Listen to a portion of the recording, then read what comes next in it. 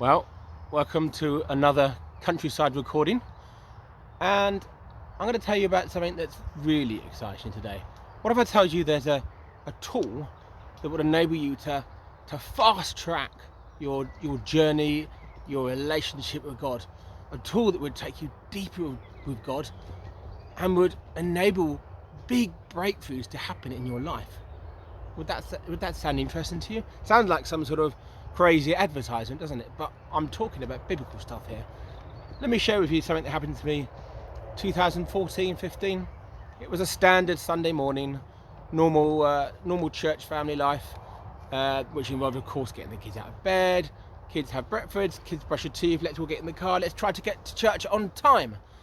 And that's all I was thinking about that morning. There was no thought of prayer in my mind. It was just function, get to church on time. And we walked into church at exactly 10 o'clock. We made it. And at that point, I hadn't really thought about God. And as I walked across the threshold, literally as I walked in the door of church, it was bang. There was suddenly the presence of God was so powerful, so tangible. As I walked through the door, I literally got knocked sideways by the presence of God.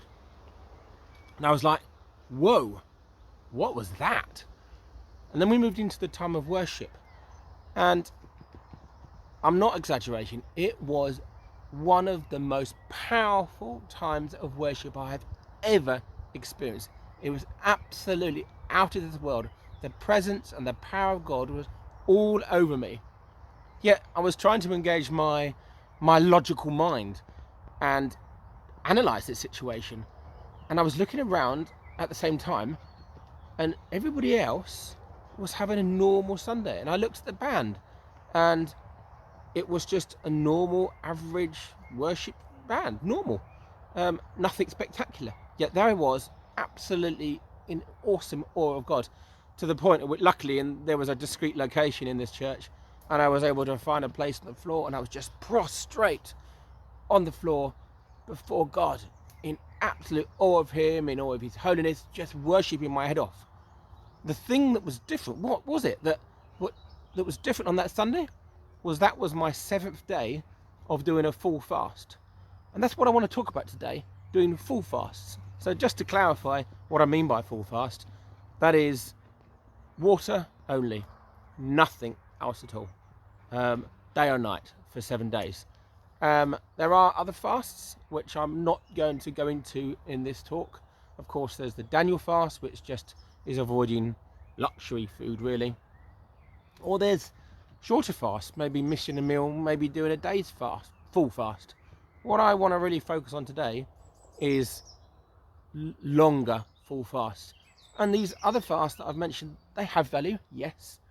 But what I want to really get through today is that, wow, doing a longer full water fast, it's just in another league, not just the next league up. It's just like, it's so powerful, it's so different from a shorter fast. It's absolutely incredible. And this was the first time I'd done a long fast, this 7-day fast.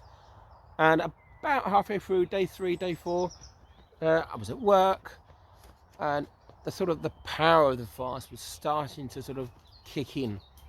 And I was working, just pressing into the presence of God as I was working. And I suddenly had this revelation of how powerful fasting was. And actually, it did something so weird to me, something I've never experienced before or after. My personality felt like it was split in half.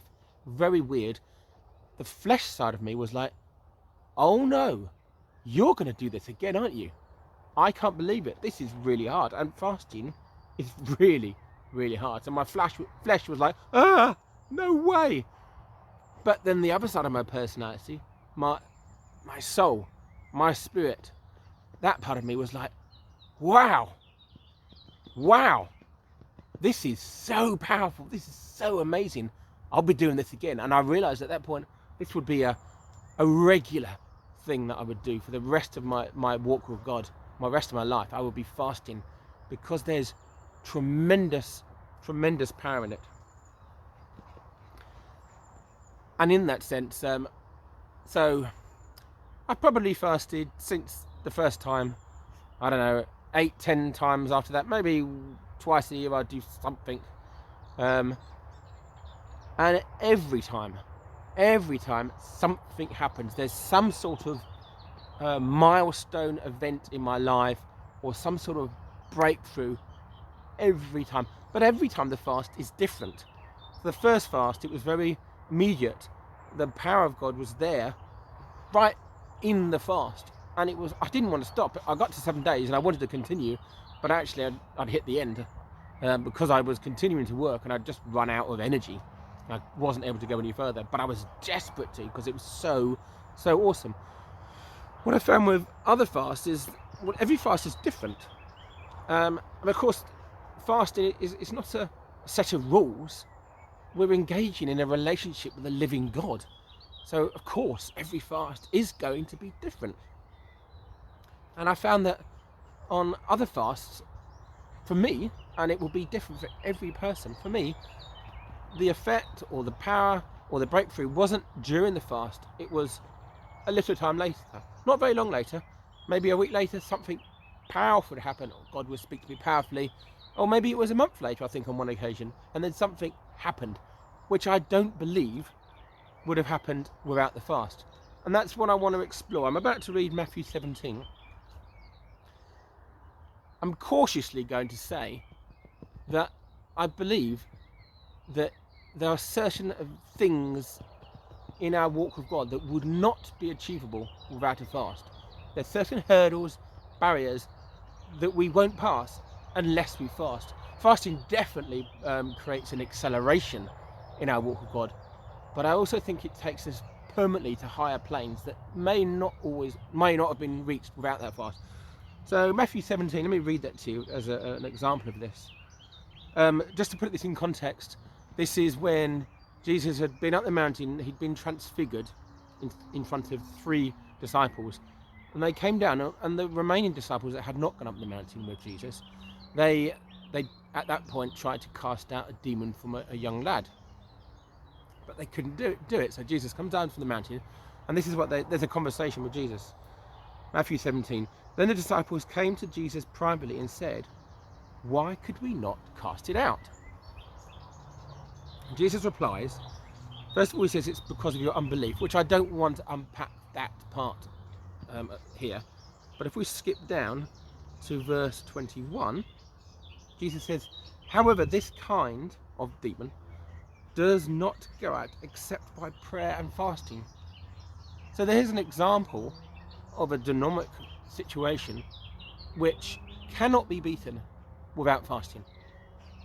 And I just want to cautiously expand. This is my experience. I think that there are situations, there are breakthroughs in our lives which, unless we fast, cannot be beaten. So what I'm trying to get across is that fasting is really, really, really powerful and really important. And I've mentioned already that when we fast, we hear God more. And I'm going to share an example of that in a minute. But just to share from my own experience, I've certainly found that when you deny yourself food, when you deny yourself the luxury of nutrition, and you just focus on God, there is a power in that, and God just breaks through, and you just hear in your spirit, you just connected with God in a more powerful way, and you do hear more from God. Another massive benefit is, of course, being a human being. I'm prideful.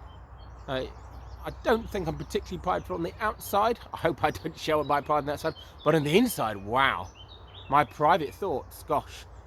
I have some really, really prideful thoughts on the inside, as I would imagine a lot of us do. And we're not at church, are we? You'll be watching this on your screen on your own or with your family. So perhaps you'd like to put your hand up if you suffer from pride, like I do. And it's safer because there's only your family watching. I'm prideful. But with a fast, that pride, it's changed, it's broken.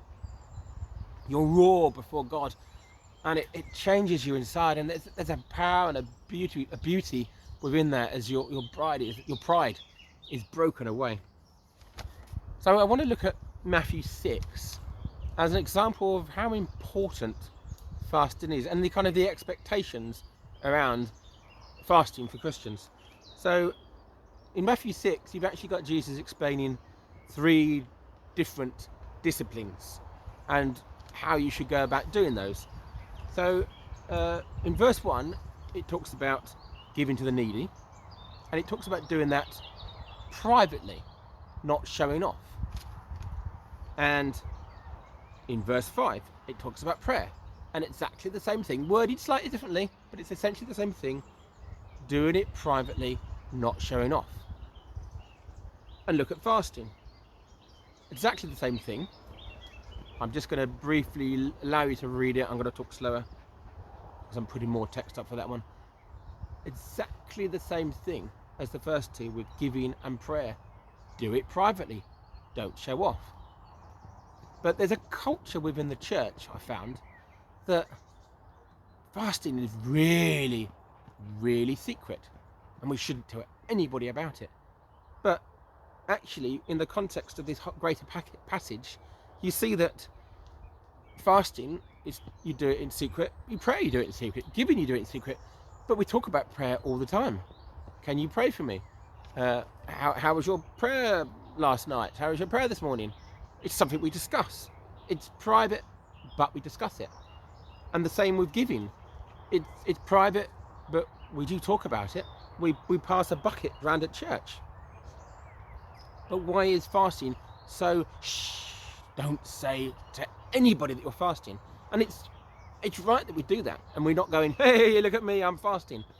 But let's not be shy in talking about it, because it's good to encourage one another.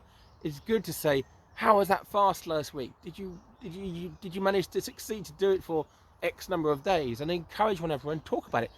Not to show off, not to go, hey, look how amazing I am, but just to grow in that discipline, because it's very, very powerful.